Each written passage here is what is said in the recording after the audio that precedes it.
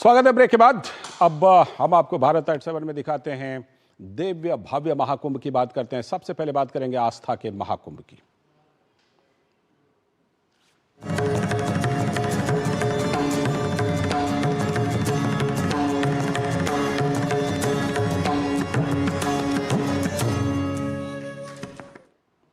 तो 13 जनवरी से उत्तर प्रदेश के प्रयागराज में महाकुंभ शुरू होने जा रहा है और इसको लेकर हिमाचल प्रदेश से भी बड़ी तादाद में श्रद्धालु कुंभ मेले के लिए रवाना हो रहे हैं। तो वहीं भारतीय रेलवे ने भी श्रद्धालुओं की सुविधा के लिए खास इंतजाम किए हैं और हिमाचल प्रदेश से भी श्रद्धालु महाकुंभ पर्व को लेकर रेलवे की सुविधा का लाभ उठा रहे हैं। देखिए ये खास रिपोर्ट।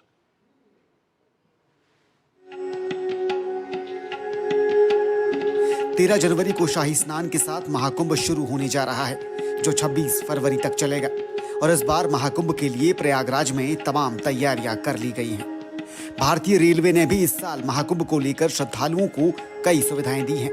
रेलवे की तरफ से विशेष पैकेज तैयार किए गए हैं, जिसमें प्रयागराज में रहने, खाने, पीने और आने जाने के लिए सुविधा मुहैया कराई जा रही है। महाकुंभ में शाही स्नान का खास महत्व है और इस दिन बड़ी तादाद में श्रद्धालु प्रयागराज पहुंचते हैं।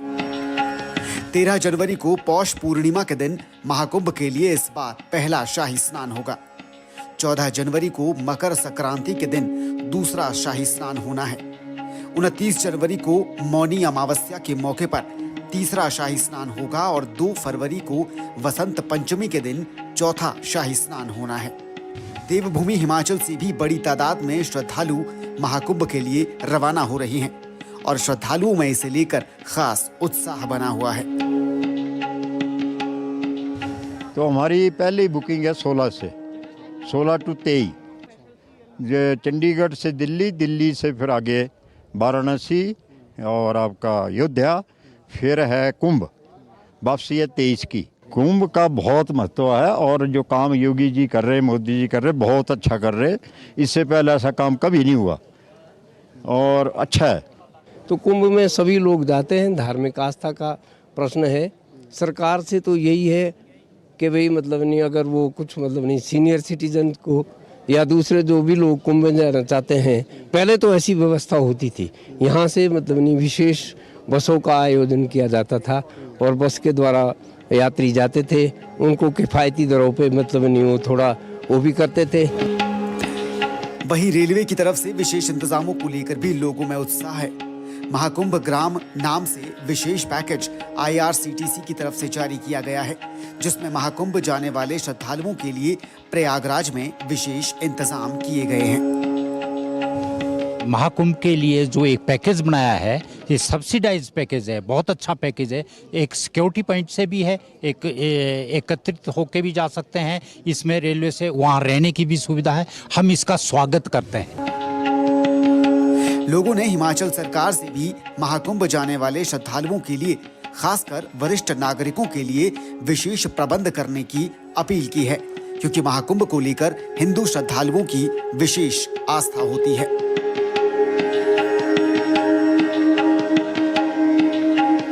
कुंभ मेले में दुनिया भर के अलग अलग देशों से श्रद्धालु पहुंचते हैं और ये बहुत बड़ा, एक तरह से दुनिया का सबसे बड़ा आयोजन माना जाता है। साथ ही हिमाचल के लोगों ने हिमाचल सरकार से भी ये अपील की है कि वो भी श्रद्धालुओं के लिए सुविधाएं मुहैया करवाए, ताकि हिमाचल से देवभूमि के जो श्रद्धालु हैं, कुंभ मेले में जाना चाहते हैं, उनके लिए सुविधा मिल सके, राहत मिल सके और उनके लिए एक तरह से सहायता, मदद प्रदेश सरकार की तरफ से मिल सके।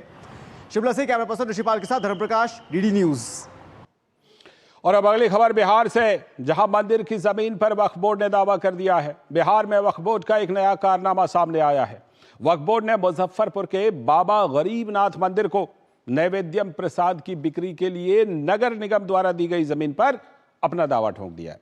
हालांकि यह मामला पटना हाईकोर्ट में पहुंच गया है। देखिए रिपोर्ट। मंदिर की जमीन पर वक्फ बोर्ड का दावा। बिहार में वक्फ बोर्ड ने एक और जमीन पर ठोका दावा। नैवेद्यम प्रसाद वितरण की जमीन पर वक्फ बोर्ड के दावे से हड़कंप। गरीबनाथ मंदिर को मिली जमीन पर वक्फ बोर्ड ने ठोका दावा। वक्फ बोर्ड ने संपत्ति का मंदिर ट्रस्ट के उपयोग करने के आदेश पर जताई आपत्ति। अभी हाल ही में पटना के फतुहा में एक मामला सामने आया था और वक्फ बोर्ड ने एक गांव पर अपना दावा ठोक दिया था। अब वक्फ बोर्ड का नया कारनामा सामने आया है। सोगरा वक्फ बोर्ड ने मुजफ्फरपुर के बाबा गरीबनाथ मंदिर के नैवेद्यम प्रसाद की बिक्री के लिए नगर निगम को दी गई जमीन पर दावा ठोक दिया है।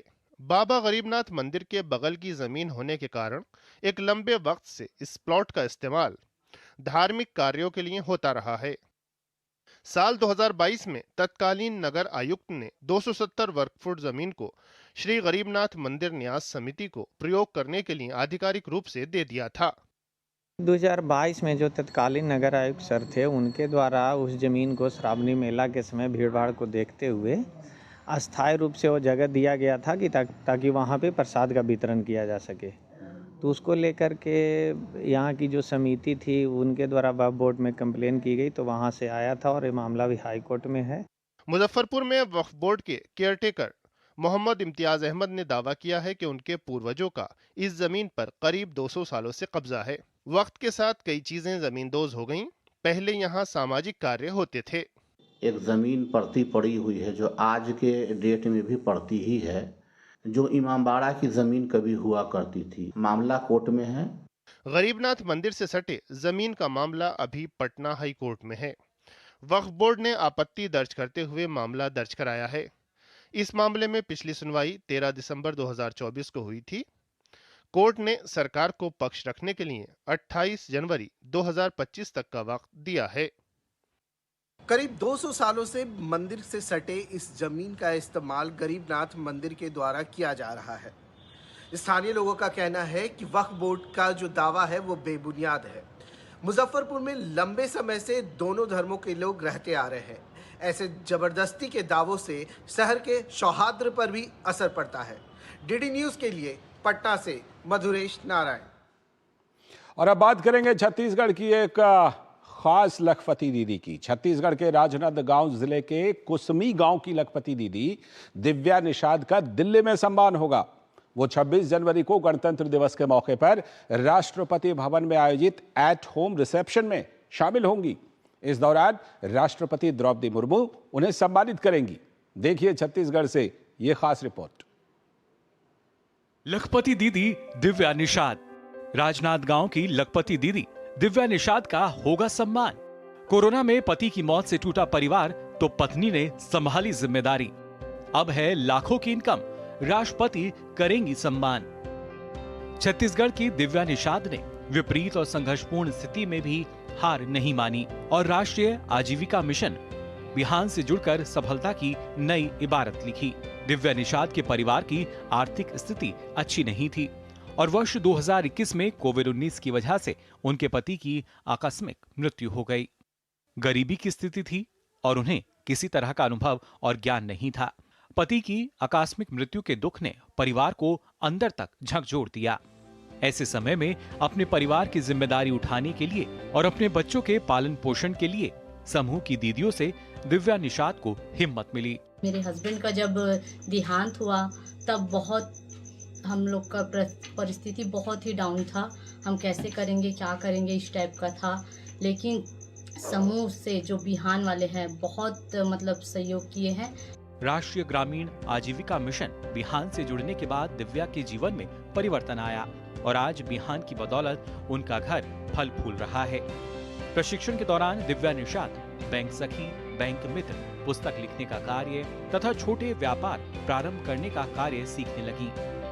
वो जय मां अम्बे स्वयं सहायता समूह से जुड़ी हुई हैं। समूह में कार्य करने के दौरान उनका आत्मविश्वास बढ़ा और समूह के माध्यम से ऋण लेकर छोटा सा व्यापार प्रारंभ किया। आज उनकी सालाना आय 4 लाख रुपए से अधिक है। छोटा सा अपना दुकान खोली हूँ समूह के माध्यम से। सेंट्रल गवर्नमेंट की तरफ से मुझे सहयोग मिला है, जिसमें मैं अपना छोटा सा व्यवसाय चला रही हूँ। मेरा परिवार चल रहा है इसमें और सभी महिलाओं को लाभ मिल रहा है और केंद्र सरकार का बहुत बहुत धन्यवाद। आज मैं लखपति के कैटेगरी में हूँ। राजनांदगांव जिला पंचायत सीईओ सुरुचि सिंह का कहना है कि बिहान योजना कई वर्षों से चल रही है। बिहान की जो योजना है काफ़ी सालों से चल रही है। उसमें अलग अलग दीदियाँ अलग अलग गतिविधियाँ कर रही हैं। जैसे कपड़े का जो व्यवसाय है वो भी निषाद दीदी चला रही हैं। बता दें कि 26 जनवरी को गणतंत्र दिवस के अवसर पर राष्ट्रपति भवन में आयोजित एट होम रिसेप्शन के लिए देश भर से 10 लखपति दीदियों का चयन किया गया है। ये कहानी है छत्तीसगढ़ के राजनांदगांव जिले की रहने वाली लखपति दीदी दिव्या निषाद की है। 26 जनवरी 2025 को गणतंत्र दिवस के अवसर पर राष्ट्रपति भवन नई दिल्ली में आयोजित एट होम रिसेप्शन में शामिल होंगी और राष्ट्रपति श्रीमती द्रौपदी मुर्मू इन्हें सम्मानित भी करेंगी। केंद्र शासन की लखपति दीदी योजना महत्वपूर्ण पहल है। इस योजना के तहत महिलाओं को अपना व्यवसाय प्रारंभ करने के लिए 5 लाख रुपए तक का लोन बिना ब्याज के दिया जाता है। Somesh Patel, DD news, Chhattisgarh.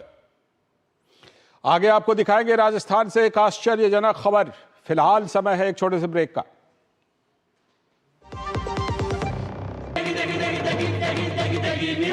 MDH की देगी मिर्च का तड़का, अंग अंग फड़का। MDH की देगी मिर्च। ग्रामीण भारत के दिल में विकसित भारत के सपने पलते हैं, जहां देसी उत्पाद विदेश तक पहुंचे, जो खेत से बाजार तक पहुंचे, जो महिलाओं को सशक्त बनाए, जो जनजातीय कलाओं को यादगार खजानों में बदले। पूर्वोत्तर भारत के काम की चमक 7 समंदर पार भी दमके। ग्रामीण भारत महोत्सव 2025 से जुड़िए 4 से 9 जनवरी, भारत मंडपम, नई दिल्ली।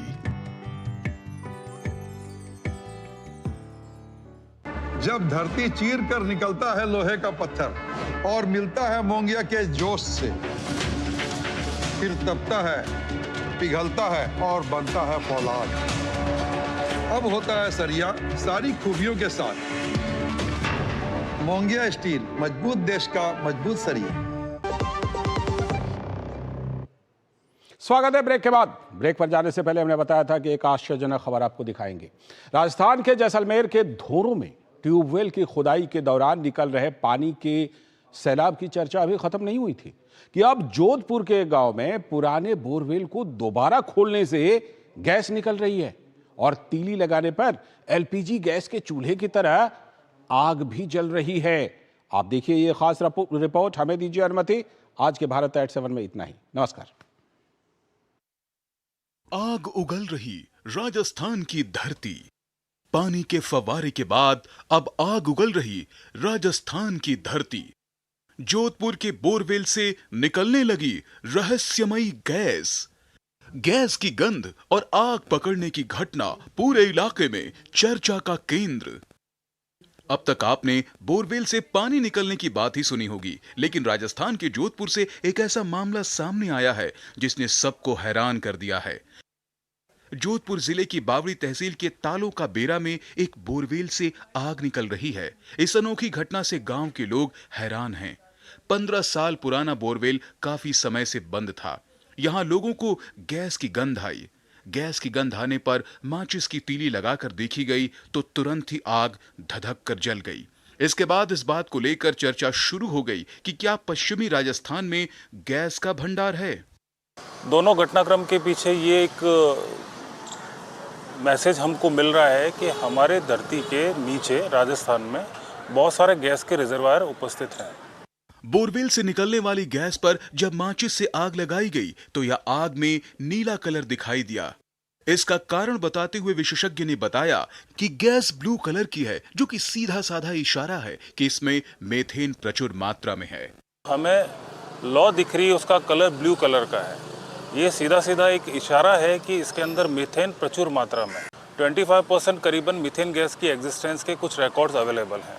पहले जैसलमेर की बोरवेल से पानी निकालने की घटना हुई जिसने सभी को आश्चर्यचकित कर दिया था। अब जोधपुर के बोरवेल में गैस निकल रही है। इस पर प्रोफेसर अनिल व्यास ने कहा कि पश्चिमी राजस्थान में सरस्वती नदी बहा करती थी। यह विचारणीय है कि यह वाकई सरस्वती नदी है या कुछ और है। उस पर स्टडी करने की आवश्यकता है। जिला प्रशासन भी इस मामले की जांच कर रहा है। फिलहाल ट्यूबवेल को बंद करवा दिया गया है। ये बावड़ी के पास में एक पुराना बोरवेल खुदा हुआ था, वो 25 सालों से बंद था। अभी उसको जब डीपन कराने की कार्रवाई की थी जब कास्टकार ने, तो सडनली उसके अंदर से जो आपकी ज्वलनशील गैस होती है वो निकलने की बात सामने आई। उसको बोरवेल को बंद करा दिया गया है। राजस्थान में बोरवेल से आग निकलने का यह पहला मामला नहीं है। बता दें कि इससे पहले जोधपुर के बावड़ी उपखंड में बोरवेल से गैस निकलने का मामला सामने आया था। अरावली पर्वतमाला जो राजस्थान को दो हिस्सों में बांटती है, उसके पश्चिमी क्षेत्र में जैसलमेर, बीकानेर, नागौर और बाड़मेर, सांचौर 3 बेसिन है। विशेषज्ञों की माने तो यहाँ पर गैसों का भंडार होने की प्रबल संभावना है। Sumit Deora, DD News, Jodhpur.